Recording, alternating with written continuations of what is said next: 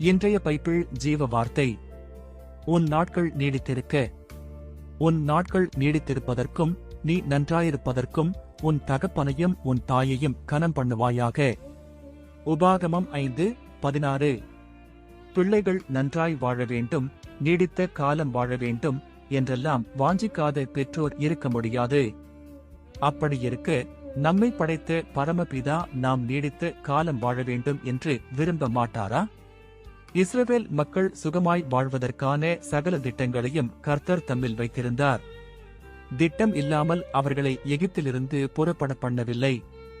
கானான் சாதாரண தேசமல்ல, இஸ்ரவேலின் முற்பிதாக்களுக்கு வாக்கு பண்ணப்பட்ட தேசம். அதிலே பட்டணங்களுண்டு, எல்லா வசதிகளும் நிரம்பிய வீடுகளுண்டு, வெட்டப்பட்ட துறவுகளுண்டு, திராட்சத் தோட்டங்கள், ஒலிவத் தோப்புகள் உண்டு. அது செழிப்புள்ள தேசம். தாங்கள் வெட்டாத துறவுகளின் தண்ணீர் உண்டு, விதைக்காத தோட்டங்களிலே அவர்கள் புசிக்கலாம். இந்த தேசத்திலே நீங்கள் நீண்ட காலமாக சந்ததி சந்ததியாக ஆசீர்வதிக்கப்பட்ட ஜனமாக வாழ வேண்டுமானால் உங்கள் தாயையும் தகப்பனையும் கனம் பண்ண வேண்டும். ஆமென்.